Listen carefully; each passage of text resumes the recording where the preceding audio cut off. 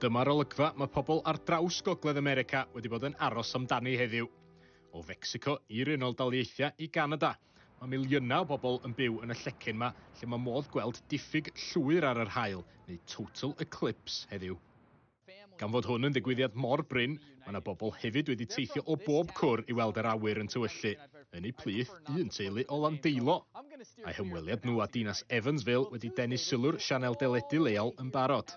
O'n i wedi mynd i'r swyddi cyngor yn Evansville i ôl y glasses yma am y solar eclipse. A o'n nhw wedi gofyn i ni, mae'r acen yn un dieithr iddyn nhw, so nhw'n gofyn i ble o'n i a wedyn oedd y stori wedi dod, a nhw wedi dod i ni ar i Facebook tudalen nhw, a wedyn dath 14 News i gofyn os gallen nhw wneud stori. I Evan, roedd rhaid manteisio ar y cyfle unwaith mewn bywyd. Mae plenboi fi yr Ebrill yr Wythfed. Mae solar eclipse yn dinas yn America called Evansville. Fi'n credu oedd hwnna'n mor anghygol. Mae'n rhaid i ni mynd, achos mae'n ddim yn digwydd eto.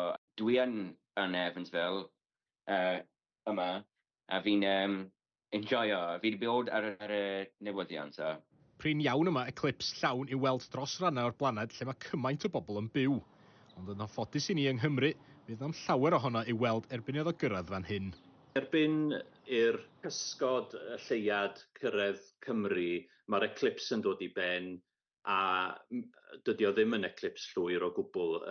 Eclipse rhannol, bydd y lleiad ond yn cuddio rhan bach o'r haul, ac yn anffodus hefyd mae'n digwydd yn eitha hwyr yn y dydd.